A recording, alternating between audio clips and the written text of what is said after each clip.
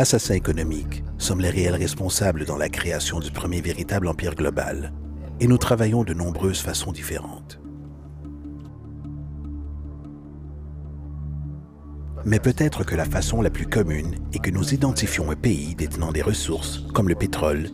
Alors nous arrangeons un énorme prêt pour ce pays auprès de la Banque mondiale ou l'une de ses organisations sœurs. Mais l'argent ne va jamais réellement au pays. À la place, il est utilisé par nos grosses corporations pour construire des projets d'infrastructure dans ce pays. Centrales énergétiques, parcs industriels, ports, des choses qui profitent à quelques personnes riches de ce pays en plus de nos grosses corporations. Mais certainement pas à la majorité des gens du tout. Dans tous les cas, les gens, dans l'ensemble du pays, conservent une dette énorme. C'est tellement une grosse dette qu'ils ne peuvent payer. Et cela fait partie du plan. Donc, à un moment, nous, assassins économiques, revenons auprès d'eux et disons « Écoutez, vous nous devez énormément d'argent. Vous ne pouvez pas payer votre dette. Alors vendez-nous votre pétrole à bon marché pour nos compagnies pétrolières. Permettez-nous de construire une base militaire dans votre pays ou envoyer des troupes pour supporter les nôtres à un endroit du monde comme l'Irak ou votez avec nous dans le prochain vote aux Nations Unies pour que leurs compagnies d'électricité deviennent privatisées ou leur eau et systèmes de canalisation soient privatisés et vendus aux sociétés états-uniennes ou autres sociétés multinationales. Donc, il y a une multitude de choses et manières typiques dont le FMI et la Banque mondiale travaillent. Ils mettent un pays en dette et cette dette est si grosse qu'elle ne peut être remboursée. Après quoi, elle offre de financer à nouveau cette dette et se faire payer plus d'intérêts. Et vous demandez ce quiproquo, que vous appelez conditionnalité, terme du FMI désignant certaines exigences ou bonne administration, ce qui signifie qu'ils doivent vendre leurs ressources, incluant plusieurs de leurs services sociaux, leur société de maintenance, leur système scolaire, parfois leur système pénal, leur système d'assurance à des sociétés étrangères. Donc c'est un double, triple, quadruple renvers dévastateur.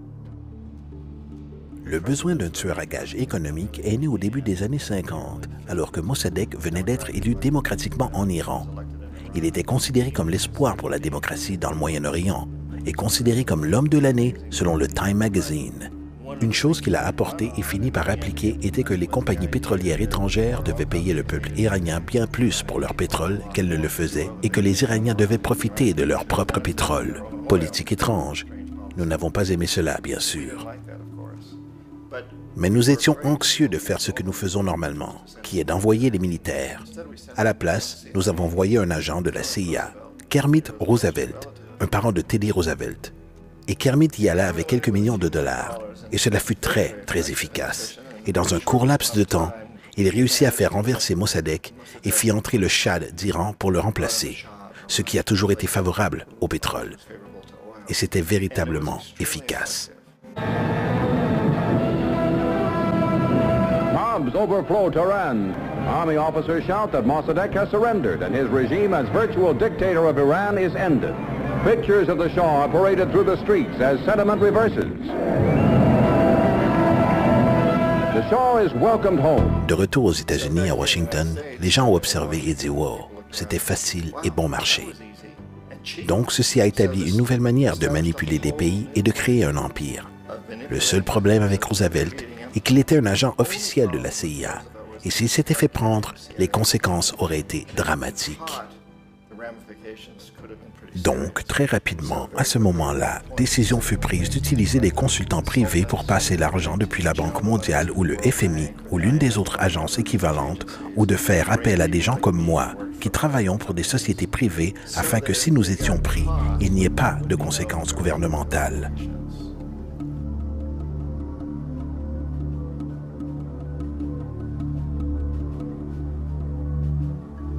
Lorsqu'Arbenz est devenu président du Guatemala, le pays était sous l'attelage de la société United Fruit, la grande corporation internationale. Et Arbenz a utilisé cette annonce qui disait « Nous voulons redonner la terre au peuple ». Et une fois au pouvoir, il mit en place une politique qui aurait réalisé exactement cela, redonner au peuple les droits sur la terre.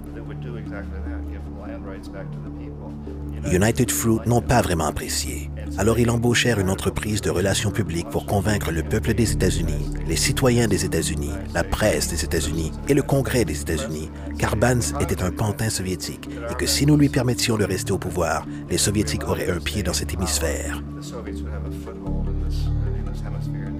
Et à cette période, il y avait une énorme peur de la terreur rouge, la terreur communiste. Donc, pour faire une histoire courte, De cette campagne de relations publiques émergea un engagement de la part de la CIA et des militaires pour destituer cet homme. Et en fait, nous l'avons fait. Nous avons envoyé des avions, des soldats, des chacals. Nous avons envoyé tout le nécessaire pour le faire sortir. Et nous l'avons sorti. Et aussitôt qu'il fut relevé de ses fonctions, le nouveau qui le remplaça rétablit tout pour les grosses corporations internationales, United Fruit incluse. L'Équateur a très longtemps été gouverné par des dictateurs pro-états-uniens, souvent relativement brutaux.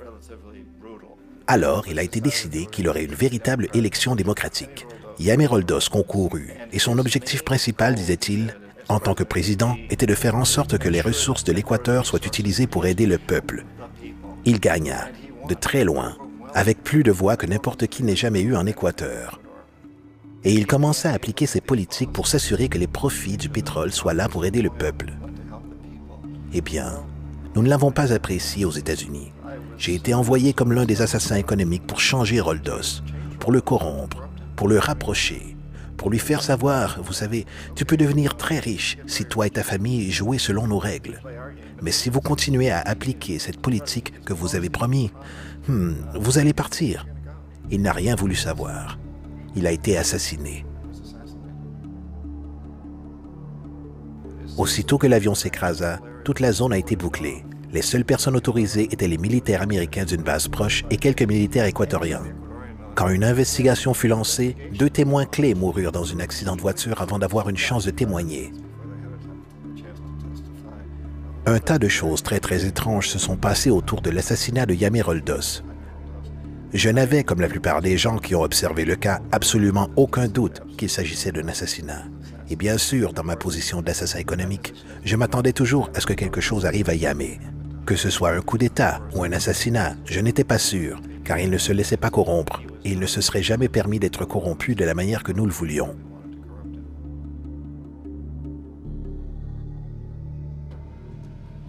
Omar Torrijos, le président du Panama, était l'une de mes personnes favorites. Je l'appréciais énormément.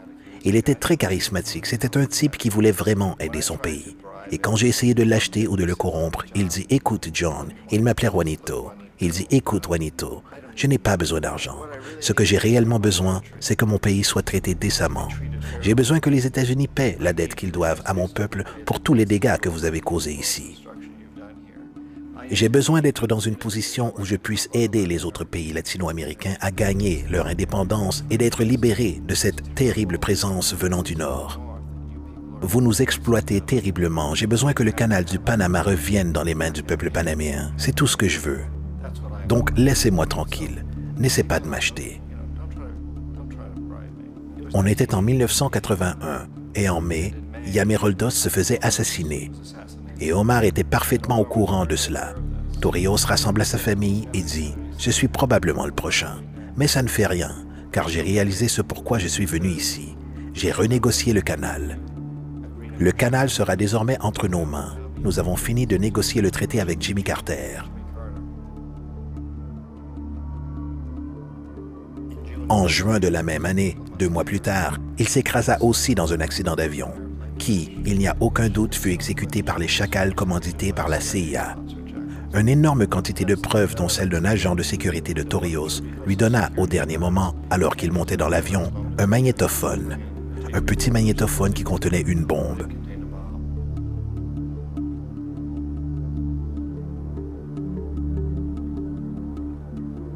C'est intéressant pour moi à quel point ce système a continué presque de la même manière pendant des années et des années, hormis que les assassins économiques soient devenus de plus en plus au point.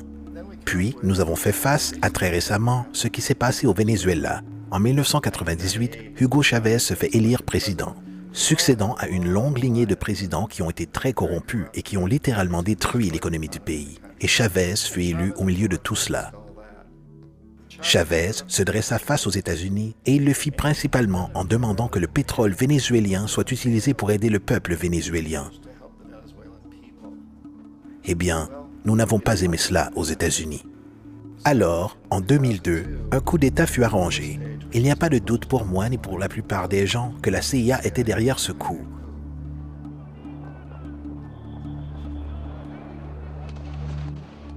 La manière dont ce coup a été fomenté était très caractéristique de ce que Kermit Roosevelt a fait en Iran. De payer des gens pour sortir dans la rue, pour troubler, pour protester, pour dire que Chavez était très impopulaire. Vous savez, si vous faites appel à quelques milliers de personnes pour faire cela, la télévision peut donner l'impression qu'il s'agit de tout le pays et les choses commencent à bourgeonner. Excepté que dans le cas de Chavez, il a été assez intelligent et le peuple était si fortement pour lui qu'ils l'ont surmonté. Ce qui fut un moment phénoménal dans l'histoire de l'Amérique latine.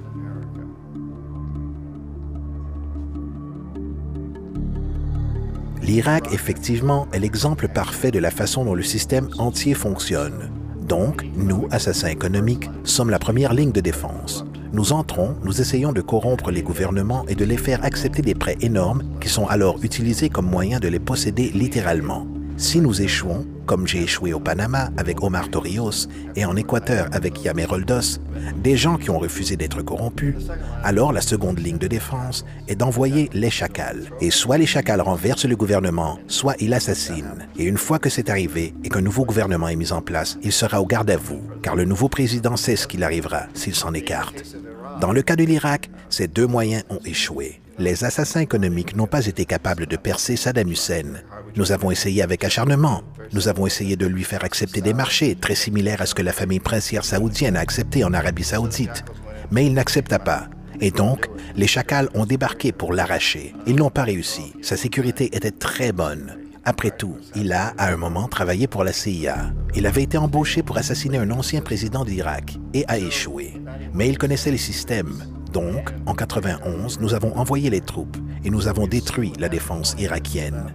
Puis, nous avons présumé à ce moment que Saddam Hussein se dévoilerait. Nous aurions pu bien sûr le soutirer à ce moment, mais nous ne le voulions pas. Il est le genre d'homme fort que nous aimons. Il contrôle son peuple. Nous pensions qu'il contrôlerait les Kurdes et qu'il garderait les Iraniens dans leurs frontières et continuerait à extraire du pétrole pour nous, et qu'une fois après avoir détruit son armée, qu'il se dévoilerait. Donc, les assassins économiques y retournèrent dans les années 90, sans succès. S'ils avaient réussi, il serait encore au pouvoir du pays. Nous lui aurions vendu tous les avions de combat qu'il voulait, et tout ce qu'il voulait, mais ils n'y arrivèrent pas. Ils échouèrent. Les chacals n'arrivèrent pas à le récupérer à nouveau. Alors nous y avons envoyé l'armée. Encore une fois, et cette fois, nous avons fait la totale. Et l'avons retiré. Et par la même occasion, avons créé pour nous-mêmes quelques affaires de construction très lucratives pour reconstruire le pays que nous avions réellement détruit. Ce qui est une véritable affaire pour qui détiennent des sociétés en bâtiment. De grosses. Donc, l'Irak montre les trois étapes. Les assassins économiques y ont échoué, les chacals y ont échoué, et donc, mesure finale, l'armée s'y est rendue. Et c'est de cette manière que nous avons réellement construit un empire. Mais nous l'avons fait subtilement. C'est clandestin. Tous les empires du passé ont été érigés par l'armée, et tout le monde savait qu'ils étaient en train de le construire. Les Anglais savaient qu'ils étaient en train de les construire, les Français, les Allemands, les Grecs, et ils en étaient fiers. Ils avaient toujours quelques excuses telles que propager la civilisation, propager une religion, quelque chose comme cela. Mais ils savaient qu'ils étaient en train de le faire. Pas nous. La majorité de la population aux États-Unis n'a aucune idée que nous vivons pour le bénéfice de l'empire clandestin. Qu'aujourd'hui, il y a plus d'esclavage dans le monde que jamais auparavant. Donc vous devez vous poser la question. Eh bien, si c'est un empire, alors qui est l'empereur? Manifestement, nos présidents des États-Unis ne sont pas des empereurs. Un empereur est quelqu'un qui n'est pas élu, ne remplit pas de mandat et ne rend de compte à personne essentiellement. Donc, vous ne pouvez pas étiqueter nos présidents de cette façon. Mais nous avons ce que je considère être l'équivalent d'un empereur. Et c'est ce que j'appelle la corporatocratie. La corporatocratie est ce groupe d'individus qui administrent nos plus grosses corporations, et ils agissent réellement comme les empereurs de cet empire. Ils contrôlent nos médias, soit par la possession directe ou par la publicité. Ils contrôlent la plupart de nos politiciens car ils financent leurs campagnes, soit au travers de corporations ou des contributions personnelles qui émergent des corporations. Ils ne sont pas élus, ils ne remplissent pas un mandat, ils ne rendent de compte à personne. Et au sommet de cette corporatocratie, vous ne pouvez distinguer si la personne travaille pour une société privée ou le gouvernement, car ils font toujours un mouvement de va-et-vient.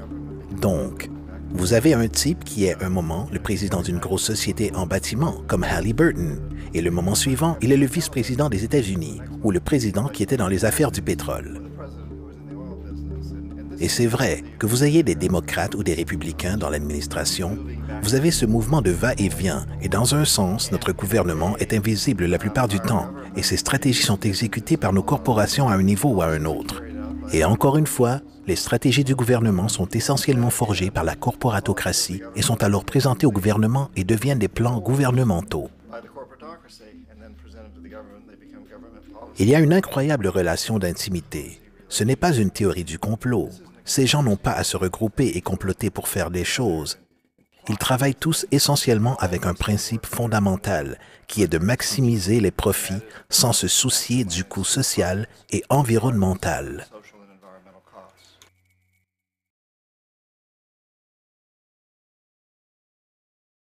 Cette opération de manipulation par la corporatocratie au travers des dettes, corruption et renversement politique est appelée mondialisation. Tout comme la Réserve fédérale garde le public américain dans une position de servitude au travers de dettes, de l'inflation et des intérêts, la Banque mondiale et le FMI exécutent ce rôle à l'échelle mondiale. L'arnaque de base est simple. Mettez un pays en dette, vous divisez le peuple en querelle ou en corrompant le chef de ce pays qui impose des conditionnalités ou une politique d'ajustement structurel souvent constituée de ceci. La dévaluation monétaire. Lorsque la valeur d'une monnaie chute, il en est de même pour tout ce qui est évalué par elle, ce qui rend les ressources locales disponibles pour les pays prédateurs à une fraction de leur valeur. De larges coupes dans les programmes sociaux, incluant en général l'éducation et la santé, compromettant le bien-être et l'intégrité d'une société laissant le public vulnérable à l'exploitation. Privatisation des entreprises publiques signifie que les systèmes socialement importants peuvent être achetés et contrôlés par des corporations étrangères pour le profit. Par exemple, en 1999, la Banque mondiale insista pour que le gouvernement bolivien vende le système public d'approvisionnement d'eau de sa troisième ville la plus grande à une subdivision de la société états-unienne Bechtel. Aussitôt que ça se produisit, la facture d'eau des résidents locaux, déjà appauvris, grimpa en flèche. Il a fallu attendre une véritable révolte du peuple pour que le contrat de Bechtel soit annulé. Ensuite, il y a la libération des échanges, ou l'ouverture de l'économie en retirant toutes les restrictions sur les échanges extérieurs, ce qui permet un certain nombre de réalisations économiques abusives, telles que l'importation massive de produits par les sociétés transnationales, disloquant la production indigène et ruinant l'économie locale. Un exemple est la Jamaïque, qui, après avoir accepté des prêts et des conditionnalités de la Banque mondiale, a perdu son plus grand marché de récolte en raison d'une compétition avec les importations de l'Ouest. Aujourd'hui, d'innombrables agriculteurs sont sans travail car ils sont incapables de rivaliser contre les grosses sociétés. Une autre variation est la création de nombreux apparemment inaperçus, non régulés, inhumaines fabriques de vêtements qui profitent d'une privation économique imposée. De plus, en raison d'une production non régulée, la destruction environnementale est perpétuelle, étant donné que les ressources d'un pays sont souvent exploitées dans l'indifférence des corporations, tout en générant délibérément de larges quantités de polluants. La plus grande poursuite judiciaire environnementale dans l'histoire du monde aujourd'hui est menée par 30 000 Équatoriens et Amazoniens contre Texaco, qui est maintenant détenu par Chevron. Donc c'est contre Chevron, mais pour des activités menées par Texaco. Ils ont estimé que Exxon Valdez a déversé 18 fois plus sur la côte de l'Alaska. Dans le cas de l'Équateur, ce n'était pas un accident. La compagnie pétrolière l'a fait intentionnellement. Ils savaient qu'ils allaient faire des économies plutôt que de prendre des dispositions appropriées. De plus, un simple regard sur la performance de la Banque mondiale révèle que l'institution qui proclame publiquement d'aider les pays pauvres à se développer et d'atténuer la pauvreté n'a rien fait d'autre que d'augmenter la marge entre la pauvreté et la richesse, alors que les profits des entreprises s'envolent. En 1960, la différence de revenus entre le 5e des gens des pays les plus riches et le 5e des pays les plus pauvres était de 30 contre 1. En 1998, il était de 74 contre 1. Alors que le PNB mondial augmentait de 40% entre 1970 et 1985, la pauvreté augmentait de 17%. Alors qu'entre 1985 et 2000, le nombre de gens vivant avec moins de $1 par jour augmenta de 18%. Même que le Joint Economic Committee du Congrès américain admet qu'un faible 40% des projets de la Banque mondiale est une réussite. À la fin des années 60, la Banque mondiale est intervenue en Équateur avec de larges prêts. Pendant les 30 années qui suivirent, la pauvreté s'accrut de 50% à 70%. Le sous-emploi ou le chômage s'accrut de 15% à 70%. La dette publique augmenta de 240 millions à 16 milliards de dollars, alors que la part de ressources allouées aux pauvres passa de 20% à 6%. En fait, depuis l'an 2000, 50% du budget national de l'Équateur a été affecté au paiement de ses dettes. Il est important de comprendre que la Banque mondiale est en réalité une banque américaine supportant les intérêts américains, car les États-Unis détiennent un veto sur les décisions, étant donné qu'elles représentent le plus gros fournisseur de capital. Et d'où vient cet argent? Vous l'avez deviné. Il est créé de toutes pièces par le système bancaire de réserve fractionnaire. Des 100 meilleures économies mondiales basées sur le produit intérieur brut annuel, 51 sont des corporations et 47 d'entre elles sont basées aux États-Unis. Walmart, General Motors et Exxon sont plus puissantes économiquement que l'Arabie saoudite, la Pologne, la Norvège, l'Afrique du Sud, la Finlande, l'Indonésie et beaucoup d'autres. Et comme les barrières économiques sont abattues, les monnaies sont lancées et manipulées dans des marchés instables, l'économie d'État se retourne en faveur des compétitions dans le capitalisme mondial. L'empire s'agrandit. You get up on your little 21-inch screen and howl about America and democracy. There is no America. There is no democracy. There is only IBM and ITT and AT&T and DuPont, Dow, Union Carbide, and Exxon. Those are the nations of the world today. What do you think the Russians talk about in their councils of state? Karl Marx? They get out their linear programming charts, statistical decision theories, Minimax solutions, and compute the price-cost probabilities of their transactions and investments, just like we do. We no longer live in a world of nations and ideologies, Mr. Beale. The world is a college of corporations, inexorably determined by the immutable bylaws of business. The world is a business, Mr. Beale.